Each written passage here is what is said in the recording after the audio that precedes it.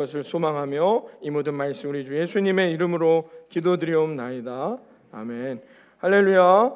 자, 여러분 오늘 말씀은 좀 본문이 길었지만 우리가 많이 들어왔던 소위 탕자의 비유다라고 말하는 돌아온 아들에 대한 이야기를 우리가 오늘 본문을 통해서 읽었습니다만은 이 본문을 우리는 크게 두 가지 아니면 세 가지 관점으로 이야기하는 분들이 있습니다. 하나는 집 나간 아들의 관점이죠. 집 나간 아들의 관점이고, 또 하나는 이제 아버지 기다리고 있는 이 아버지의 관점에서 오늘 본문을 보고 해석하는 시선이 있습니다.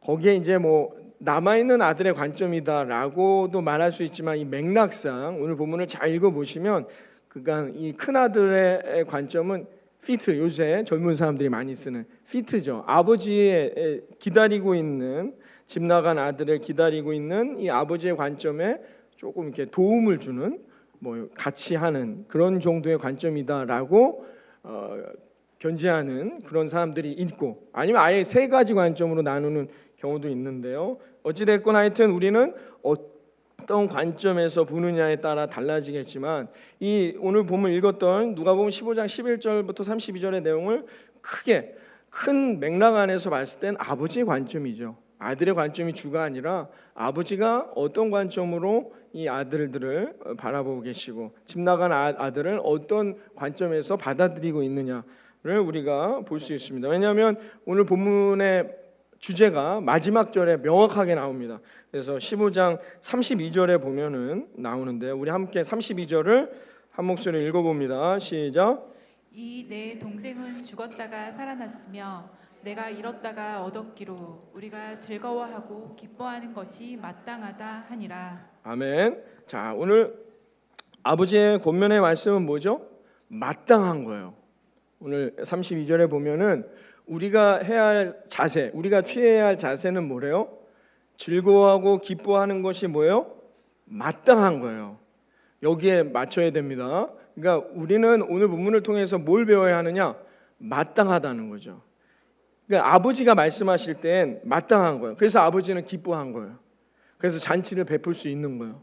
남을 이해하고 남을 용서하고 남과 함께 어우러져 살아갈 수 있어요. 왜요? 마땅하니까. 마땅함이 없는 사람들, 마땅하지 않아요.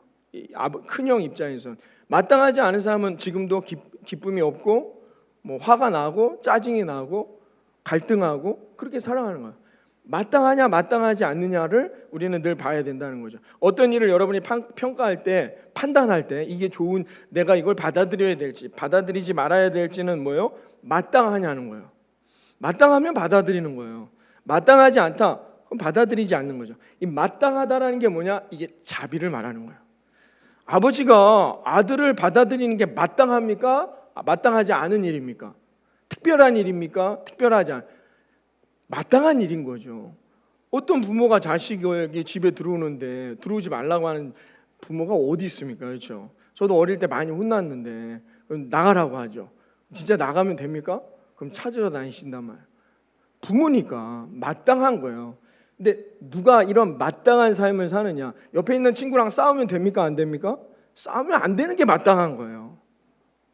근데 우리는 그렇게 해석하지 않아요. 우리 안에 욕심이, 우리 안에 아집이, 나의 기준이 이런 것들이 내 안에 막 들어오게 되면 어떻게 해요? 그렇게 해석하자. 막 때려요. 막 갈등이 일어나게 된단 말이에요. 왜 그러냐? 우리가 자비. 이걸 성경은 오늘 자비라고 말하는 거예요. 그러니까 아버지는 기뻐서 잔치를 여는데 큰형은 왜 기뻐하지도 못하고 잔치에 참여도 못해요?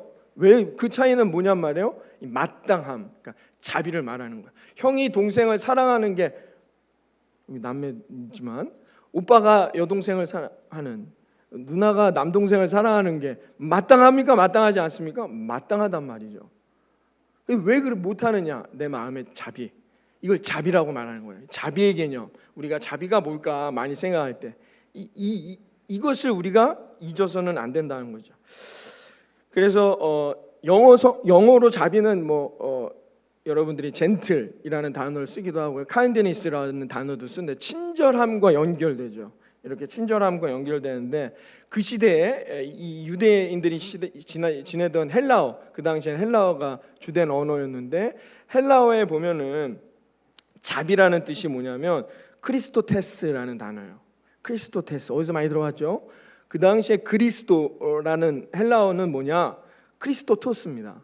비슷하죠? 그러니까는 얼핏 들으면 멀리서 들으면 비슷한 단어란 말이에요. 그리스도라는 뜻, 그리스토스랑 뭐요? 예, 친절, 자비하다라는 단어, 크리스토테스라는 단어랑은 얼핏 들으면 비슷하단 말이에요. 그래서 그 당시에 많은 사람들은 이렇게 생각했대요. 이런 인식들이 많았대요. 그리스도인들은 친절하다.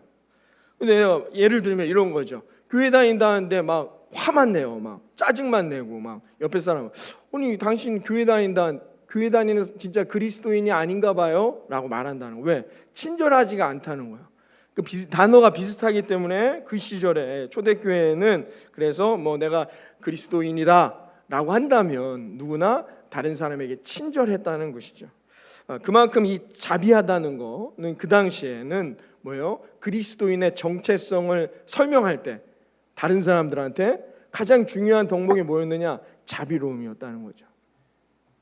그래서 우리가 이 자비로움이라는 것은 남을 그냥 격려하고 아이고 잘할 수 있습니다. 아유 괜찮아요. 힘내세요라고 말해준다고 해서 이게 아우 저분이 자비롭다라고 말하는 게 아니에요. 자비로움이라는 건 뭐냐면 이 단어는 뭐냐? 다른 사람을 배려할 수 있어야 돼요. 상대방을 배려해서 내가 조금 불편하더라도 여기까지 나가야 자비라는 거예요. 누가 좀 힘들고 어려운데 어떻게 해요? 누구나 다 격려할 수는 있습니다. 욥의 친구들을 보세요. 아유 너 괜찮아, 괜찮을 거야. 다시 일어날 수 있어. 집이 망했다. 아유 너 일어날 수 있어. 다시 성공할 수 있어. 몸이 아프다. 아유 금방 회복될 수 있고 네가 다시 일어날 수 있어. 말은 누구나 못합니까? 그건 자비하다고 말하는 게 아니에요. 그 말 한마디가 그게 중요한 게 아니라 그 상대를 얼마나 배려하냐는 거예요. 이 자비로운 사람은 어떤 사람이냐? 누군가가 만약에 교회 집사 속도원들 중에 누가 아프다. 그럼 어떻게 해요? 자기가 뭐 음식을 해준다든지. 얼마나 내가 내 음식 먹기도 힘든데 그게 얼마나 힘든 일입니까? 아니면 아유 집사님 몸도 안 좋으신데 우리 오늘 이 아기는 자녀는 우리 집에서 놀게 해주세요. 얼마나 힘듭니까? 내 애 키우기도 바쁜데. 그게 뭐예요? 그게 자비라는 거예요. 이해되세요? 이 자비의 의미가 뭔지 그냥 친절하다라는 뜻이라고 생각하니까 말로만이 아니라는 게 정말 그 사람을 배려할 수 있는 행동이 동반돼야 뭐예요? 그 사람이 자비롭다라는 거예요. 네, 이게 중요합니다. 자비로운 자가 뭐예요? 결론에 나오지만 놀라운 하나님의 축복을 받게 되는 거예요. 그래서 우리는 자비로운 삶이 되도록 노력해야 한다는 거죠.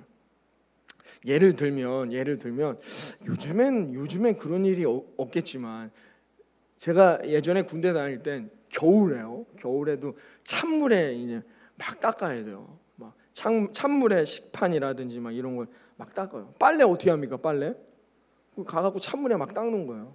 요즘엔 안 그러겠죠. 요즘 군대는 모르겠는데 하여튼 옛날엔 그랬어요. 막 그러면 막 고참 들 것까지 막 이런 거 방송에 나가도 되나 온라인에? 하여튼 옛날엔 그랬어요. 한 20 거의 30년 전 얘기입니다. 그렇기 때문에 옛날엔 막 그러면 겨울에는요 진짜 막 이게 막 손이 막 부러지는 것 같아요. 동상에 걸릴 확률이 크죠. 막 손 갈라지는 건 뭐 마디마다 갈라지는 건 다반사였고요.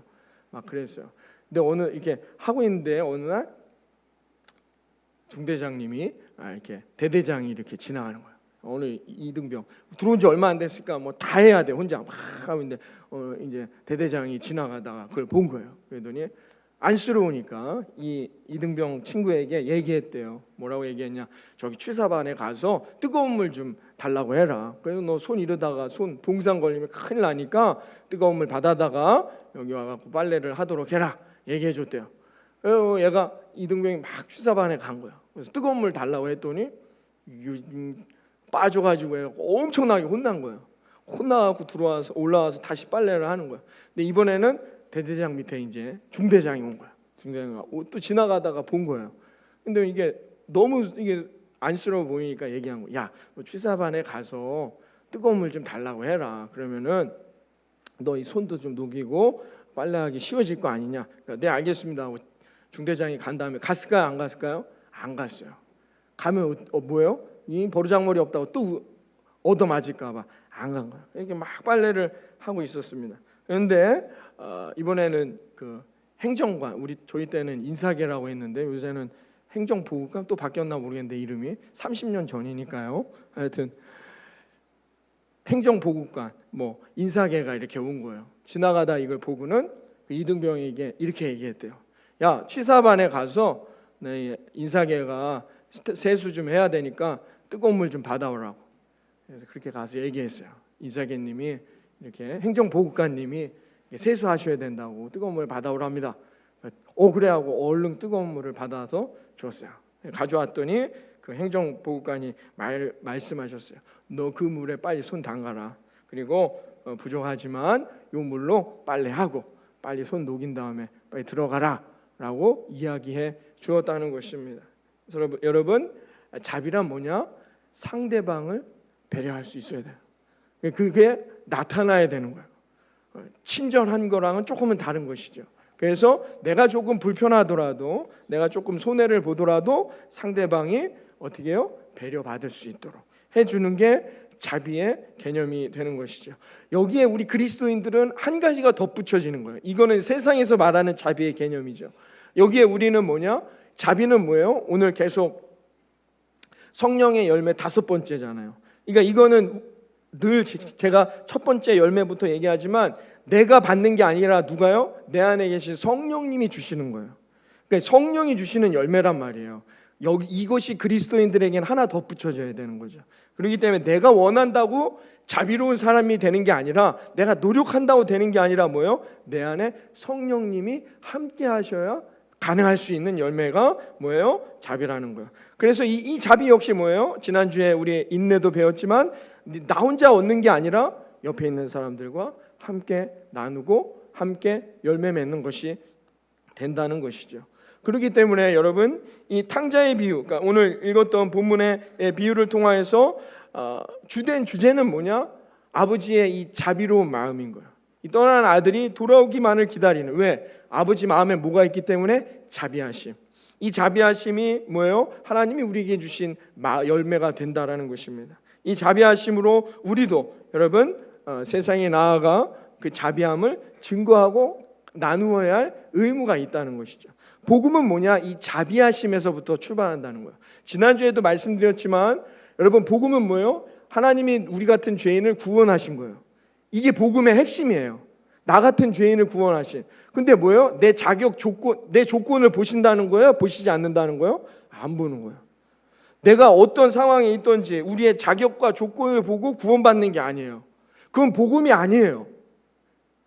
이단들의 특징은 뭐냐? 자격과 조건이 필요하다고 얘기해요. 늘 얘기합니다. 자격과 조건이 필요해요. 아니란 말이에요. 그 복음이라는 건 모든 사람에게 좋은 소식이 돼야 되는데 그건 모든 사람에게 좋은 소식이 되지 않지 않습니까? 여러분, 만약에 예를 들어 요즘에 그런 분들이 없을 수도 있지만 내가 한글을 몰라요. 한글을 모르면 성경을 읽을 줄 모르는데 그럼 그분은 구원받지 못합니까? 아니란 말이에요. 여러분들이 이 자격과 조건이 없는 거예요. 근데 그걸 누가 정해요? 목사님은 어떻게 이렇게 잘 아세요? 목사님이 정한 겁니까? 아니요, 하나님이. 왜? 하나님은 자비하시기 때문에. 이 자비하심은 우리를 배려해 주시는 거예요. 우리를 생각해 주신단 말입니다. 우리의 상황과 우리의 여건을 누구보다도 하나님이 잘 알고 계시기 때문에 어떻게 해요? 우리는 아버지의 아들로 자격이 없어요. 집 나간 이 아들이 뭐라고 지금 통곡합니까? 아유, 차라리 내가 그 아버지 집에 있었어야 되는데 집을 떠난 것이 죄인데. 그래서요, 죄이지요. 집을 떠난 것이 죄예요. 그 돼지 열매를 먹었다는 게 어떤 의미인지 제가 몇 번씩 말씀드렸었는데 죄 가운데 있다는 거예요. 돼지는 뭘 상징하기 때문에? 죄를 상징하잖아요. 인간은 죄 가운데 있게 된단 말이에요. 그러니까 뭐래요? 내가 어떻게 아들로 돌아갈 수 없어. 그러나 뭐로 돌아가고 싶어요? 일하는 품꾼으로 돌아가고 싶어요. 왜? 자격이 없다는 거예요. 근데 아버지는 뭐예요? 그렇게 말씀하시지 않아요. 왜? 그냥 아들이니까. 자격과 조건을 보지 않고 받아주시는 아버지의 이 놀라운, 하나님의 놀라운 자비를 너희는 깨달으라는 거예요. 이게 오늘 본문이, 이 비유의 내용이 우리에게 전달하고자 하는 가장 주된 목적 주제라는 거죠. 뭐예요? 복음. 우리가 예수 믿고 구원받는데 자격과 조건이 필요 없다는 거예요. 왜? 하나님은 우리를 자비하시기 때문에. 그 자비하심으로 우리가 그 자비함을 통해 어떻게 해요? 누리면 된다는 거죠. 오늘 21절에 이렇게 말하잖아요. 21절에 이 아들이 뭐라고 얘기하나 한번 봅니다. 21절에 시작. 아들이 이르되 아버지 내가 하늘과 아버지께 죄를 지었사오니 지금부터는 아버지의 아들이라 일컬음을 감당하지 못하겠나이다 하나. 아들의 자격도 내가 받을 수 없다는 거죠. 그러나 하나님은 그렇게 말씀하시지 않는다는 거야. 내가 널 언제 품꾼이라고 얘기한 적이 있느냐? 학수야, 나는 너를 사랑하는 너의 아버지이니라. 이 구원의 놀라운 메시지가 이 안에 들어있다는 거예요. 그러므로 저와 여러분이 구원받았다 한다면, 내가 예수 믿는다 한다면, 내가 예수 믿고 구원받았다라고 아멘하고 고백하는 성도가 되었다면, 우리도 어떻게 해요? 세상에 나아가서 그 자비함을 증거해야 됩니까? 말아야 됩니까? 당연히 그 말씀을 증거하고 나누어야 한다는 거예요. 그게 우리들의 몫이라는 거죠. 그게 오늘 비유의 말씀이 얘기하고 싶어하는 대목인 거예요. 근데 큰아들은 어떻게 했어요? 그렇게 못했다는 거예요. 우리를 지금 질타하고 있는 거죠. 사실은 큰아들은 뭐예요? 교회 안에 있는 우리가 그 일을 감당하지 못하고 오히려 어떻게 해요? 더 시기하고 질투하고 화내고 있다는 것입니다. 그걸 오늘 본문이 말해주고 있는 거죠. 미국에서 교회에 총기 난사 사건이 있었던 적이 있습니다. 여러분 기억하시겠지만 올랜도에서 그때 크리스티애니티 투데이라는 잡지사에 케이트 실레트라는 사람이 트위터에 그 당시에 이런 요청의 글을 올렸어요. 올랜도 대학살과 관련하여 행사와 경비를 하려 합니다. 이 경비에 자원할 교회들을 찾습니다 하고 해시태그를 내 이웃을 사랑하라 라는 해시태그를 달게 되었습니다. 이때 이 트위터를 보고는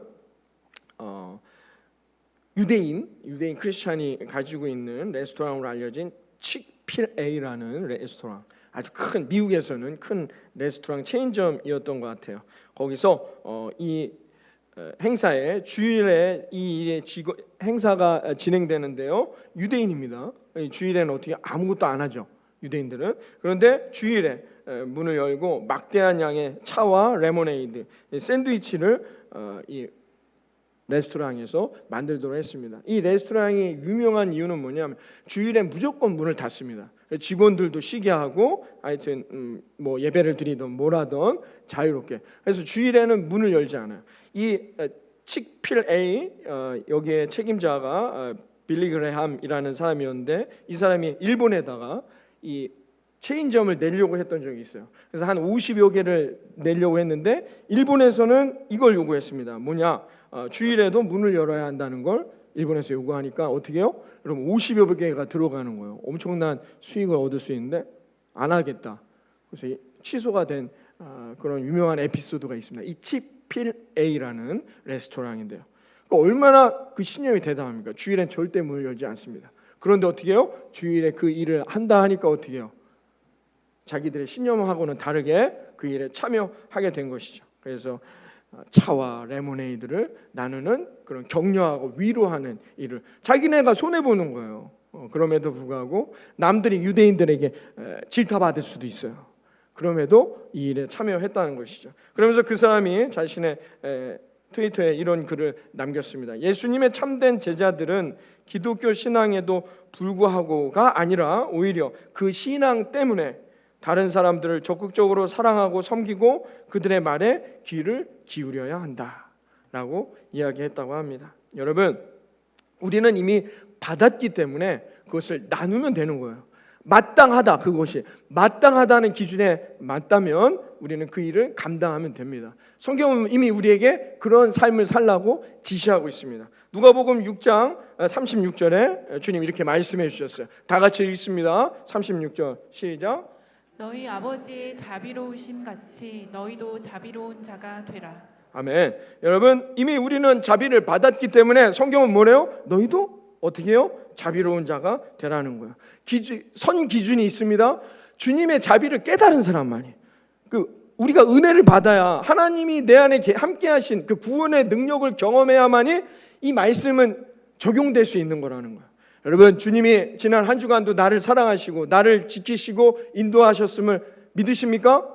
여러분 그 은혜 가운데 또 이번 한 주간도 나아가시는 겁니까? 이 믿음이 있어야 된다는 이 은혜. 그러므로 우리 그리스도인들에게는 이 자비로운 이 행동은 반드시 뭐와 연결되어 있다? 은혜. 하나님의 은혜와 연결되어 있다는 거예요. 그 은혜를 받지 아니하고는 절대로 이런 행동을 우리가 해 나아갈 수 없다는 거죠. 내 본성으로 하는 게 아니라는 거예요.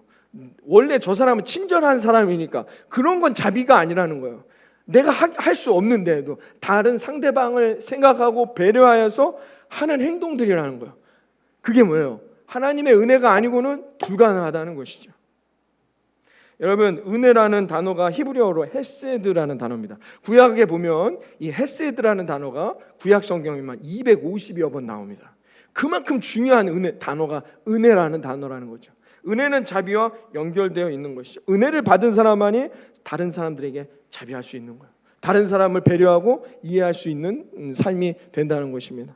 여러분 다윗 아시죠? 다윗이 왕이 됐습니다. 모든 걸 가진 거예요. 이제 말 안 들으면 어떻게 해요? 이제 다 끝나는 거예요. 왕인데 왕의 권력이 얼마나 셉니까? 왕이 하라면 다 하는 건데요. 여러분 지금 정부도 어떻게 해요? 지난 정부랑 완전히 다른 정부가 세워졌잖아요. 그런 뭐 시끄럽고 한 거예요. 왜? 자기가 하고자 하는 대로 하려고 한단 말이에요. 지금도 그럴진데 옛날에는 어떻게 해요? 더 했죠. 왕이 됐어요. 다윗이. 그러니까 사울이 왕이던 시절은 이제 다 끝난 거예요.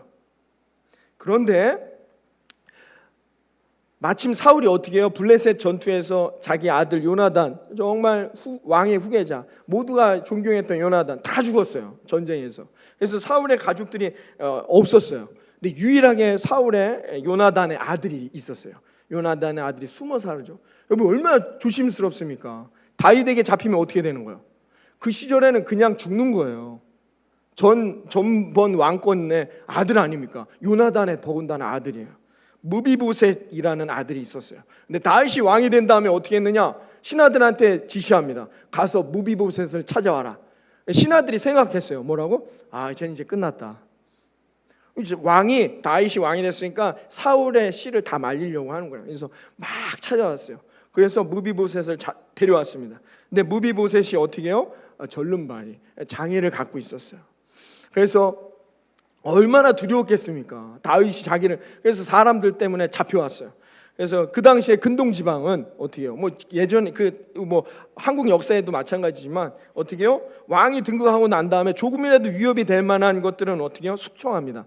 정적들은 죽이거나 숙청하는 건 그 시대의 문화였어요. 그래서 무비보셋도 그리고 많은 사람들도 이제 무비보셋은 끝났구나 생각을 했습니다. 그런데 어떻게 했습니까? 사무엘하 9장 7절에 보니까 다윗이 이 무비보셋이 왔어요. 절름발이로 왔습니다. 그런데 다윗이 어떻게 했을까요? 식사를 차리게 합니다. 잔치를 여는 거예요. 잔치를 열게 하고는 그 왕족만 먹게 하는 식탁의 자리에 무비보셋을 앉힙니다. 너도 왕족이라는 거예요. 가능합니까, 여러분? 거기서 같이 식사를 할 수 있게 했습니다. 그리고는 어떻게 해요? 그 할아버지가 갖고 있던 땅과 성도 줍니다. 그래서 왕족으로서의 그 권위를 회복시켜 줍니다. 그 자리에서. 가능합니까? 굳이 그렇게 안 해도 돼요. 그냥 무비보셋만 살려줘도 사람들이 생각할 때 역시 우리 다윗 왕은 훌륭하시구나 라고 생각할 수 있단 말이에요. 근데 다윗이 어떻게 했대요? 특권을 허락한 거예요. 너는 왕족들과 같이 밥을 함께 먹을 수 있는 왕족의 특권도 회복시켜주고 땅도 주고 성도 줬단 말이에요. 살아갈 수 있도록. 가능합니까? 다윗의 이 자비는 어디에서 나왔을까요? 그가 원래 그렇게 착하고 자비로운 사람이기 때문에? 아니잖아요. 우리 새벽팀들 제가 다윗이 얼마나 잔인한 사람인지 제가 몇 번 말씀드린 적 있잖아요. 다윗이 그런 사람이 아니에요. 다윗이 어떻게 그렇게 할 수 있었을까요? 하나님의 은혜를 경험한 사람이기 때문이죠. 그가 사무엘하 9장 3절에 이렇게 말합니다. 함께 읽어봅니다. 사무엘하 9장 3절입니다. 왕이 이르되 사울의 집에 아직도 남은 사람이 없느냐? 내가 그 사람에게 하나님의 은총을 베풀고자 하노라 하니 시바가 왕께 아뢰되 요나단의 아들 하나가 있는데 다리 저는 자니이다 하니라. 아멘. 내가 그 사람들에게 하나님이 내게 주셨던 은혜를 나도 그 사람들에게 베풀고자 하니라. 그 사람들에게 하나님이 내게 주었던 은혜, 내가 경험했던 은혜를 나도 그들에게 나누고자 하느냐. 이게 다윗의 마음이었단 말입니다. 은혜를 받아본 사람이었기 때문에 다윗은, 그렇기 때문에 그는 자비로운 자가 될 수 있었다는 것입니다. 위기 때마다 그는 하나님의 도우심으로 살아나고 살아난 하나님의 은혜가 있었기 때문에 그는 정말 정적입니다. 모세를 통해서 누군가가 반란을 일으키면 자기가 죽을 수도 있는 존재임에도 불구하고 그를 사랑하고 살려주는 자비로운 삶을 선택할 수 있게 되었다는 것이죠. 왜요? 하나님의 은혜를 잊지 않았기 때문에. 그래서 다윗이 다윗 된 것입니다. 에베소서 2장 8절에 이렇게 말합니다. 우리가 에베소서 2장 8절 함께 읽어봅니다. 시작. 에베소서 2장 8절 말씀 다 같이 읽습니다. 시작. 너희는 그 은혜에 의하여 믿음으로 말미암아 구원을 받았으니 이것은 너희에게서 난 것이 아니요 하나님의 선물이라. 아멘. 하나님의 은혜라는 것입니다. 너희는 그 은혜로 말미암아 구원을 얻은 하나님의 은혜, 헤세드. 은혜는 자비하심과 연결된다고 말씀했습니다. 하나님의 은혜를 경험한 사람만이 자비할 수 있는 거예요. 배려하고 이해할 수 있는 삶을 살아갈 수 있게 된다는 것입니다. 다윗이 시편 51편 1절에 그 자기가 받은 은혜에 대해서 이렇게 말합니다. 함께 읽어봅니다. 51편 1절 시작.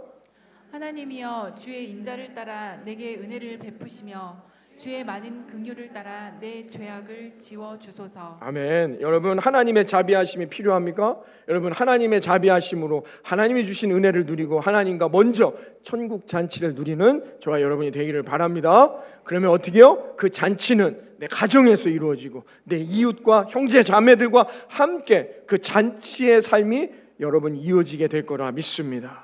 그래서 모든 삶에, 여러분의 삶에 늘 아까 서두에도 제가 기도했던 것처럼 이 8월 한 달 하반기에 여러분의 가정과 일터와 삶에 하나님의 인도하심과 은혜가 충만한 역사가 있기를 바라겠습니다. 그러려면 어떻게 해야 된다? 이 자비의 열매가 있어야 된다는 거예요. 그러려면 어떻게 해야 된다? 하나님의 은혜를 깨달아야 한다는 겁니다. 여러분, 다시 오늘 본문으로 돌아와 오늘 누가복음 15장 이 탕자의 비유의 핵심 주제 키워드는 뭘까요? 잔치입니다. 잔치. 잔치를 벌였다는 거예요. 우리가 이거는 많이 잊을 때가 많이 있습니다. 여러분, 잔치를 벌이는 겁니다. 잔치는 뭐예요? 모두가 기쁜 거예요. 잔치에 와서 막 여러분 결혼식 가면 많이 먹고 마시지 않습니까? 왜 그럽니까? 잔치니까. 좋은 시간이지 않습니까? 잔치에 와서 막 이러면 안 돼요. 그러면 어떻게 해요? 보내죠. 그런 사람들은 잔치를 깨트리는 거예요. 지금 잔치를 벌였다는 겁니다. 어떻게 벌였느냐? 누가복음 15장 22절부터 24절에 이렇게 표현하고 있어요. 한번 읽어봅니다. 잔치가 어떻게 이루어지는지 다 같이 읽습니다. 시작. 아버지는 종들에게 이르되 제일 좋은 옷을 내어다가 입히고 손에 가락지를 끼우고 발에 신을 신기라. 그리고 살찐 송아지를 끌어다가 잡으라. 우리가 먹고 즐기자.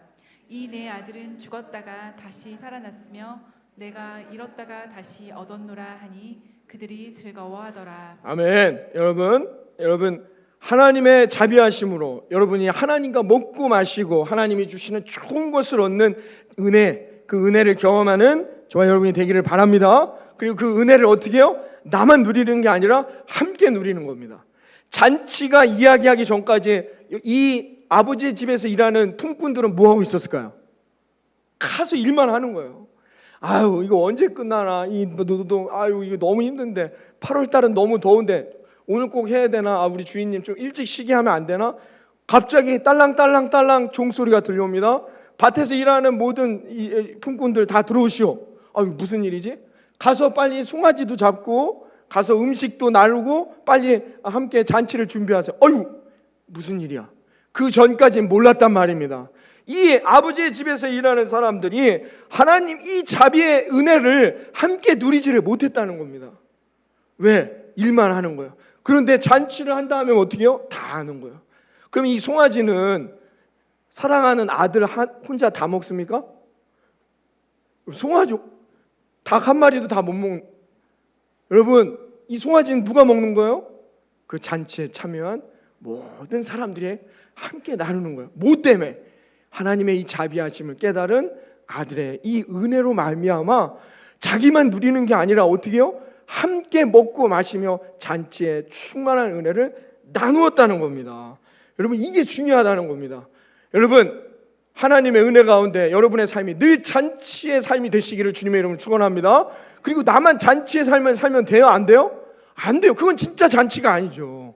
나만 잘 먹고 잘 있는 게 그게 무슨 잔치입니까? 그냥 나 혼자 잘 먹는 날이지. 축제가 뭐예요? 축제가 다 같이 모여서 함께 기쁘고 함께 나누는 게 잔치요 축제 아닙니까? 여러분, 하나님의 자비를 경험하시고 여러분들이 먼저 하나님과 잔치를 나눈 후에 그 잔치의 열매들을 함께 누리며 살아갈 수 있는 복된 인생이 되시기를 주님의 이름으로 축원합니다. 이게 중요하단 말입니다. 얼마나 은혜로운 겁니까? 그래서 여러분들이 먼저 이 자비를 경험해야 돼요. 이 은혜를 경험해야 돼요. 그래야 내 가정에 여러분 잔치의 열매가 맺어지는 거예요. 그 다음엔 또 뭐가, 가족들 중에 문제 없습니까? 여러분, 형제들 중에는 어때요? 문제가 없습니까? 맨날 저한테 기도만 해달래요. 우리 형제들, 가족들. 제가 나를 위해서도 기도해라, 그렇게 얘기합니다. 여러분 형제 자매들도 잘 돼야 되잖아요. 아닙니까? 우리가 그런 생각을 갖고 있지 않습니까? 그 열매들을 나누는 거예요. 잔치에 참여한다는 겁니다. 여러분, 다윗이 하나님의 은혜를 자기만 누린 게 아니란 말이에요. 하나님의 은혜로 자기가 그때 위기 때마다 살아난 다윗이 무비보셋을 만났습니다. 무비보셋이라는 이름의 뜻이 뭔지 아십니까? 부끄러운 자란 뜻이에요. 얼마나, 그렇죠. 이제 어디 나오면 안 돼요. 왜? 이 다윗 왕한테 죽는 거예요. 누구도 자기한테 말도 걸지 않을 거예요. 왜? 죽을까 봐. 부끄러운 자였단 말이에요. 그러나 그가 하나님을 경험하고 하나님의 은혜 가운데 있던 다윗의 자비하심으로 말미암아 그가 부끄러운 자가 아니라 모든 사람들의 칭송받는 자가 되었음을 여러분 잊지 마시기를 바랍니다. 여러분, 다윗이 무비보셋을 찾을 때 사무엘하에 보면은 그가 로드발이라는 지역에 살았다고 나와 있어요. 로드발의 지역 뜻이 뭔가 찾아봤더니 무비보셋이 살던 로드발이라는 뜻이 황무지, 광야라는 뜻이 있습니다. 광야와 같은 인생, 메마른 인생이에요. 무비보셋 입장에서. 그러나 그가 하나님의 은혜를 경험하고 하나님이 주신 놀라운 축복을 경험한 다윗의 그 놀라운 자비함으로 무비보셋의 인생이 황무지에서 어떻게 해요? 젖과 꿀이는 가난의 인생으로 바뀌었음을 믿으시기를 바랍니다. 나만 누리는 게 아니라 함께 그 은혜를 누리는 거예요. 여러분, 이 놀라운 역사, 자비함으로 인해 얻을 수 있는 놀라운 은혜로 여러분 이 2022년 8월 이 한 달도, 여러분 이 한 주간도 그 은혜로 승리하는 저와 여러분이 되기를 바랍니다. 왜요? 우리는 구원받은 예수님의 사람, 예수 희망 구주교회의 거룩한 하나님의 백성, 하나님의 자녀들이기 때문임을 믿습니다. 그 자비하심, 하나님의 자비하심으로 여러분 세상을 사랑하고 세상을 용납하고 세상과 함께 어울려 여러분의 가정에도 잔치의 열매가, 여러분의 직장에도 그 잔치의 열매가, 형제 자매 모든 이들과도 그 잔치의 열매가 풍성히 맺어지는 또 이 한 주간, 이 한 달이 되어지기를 이 아침 주님의 이름으로 축원합니다. 기도하겠습니다. 하나님 감사합니다.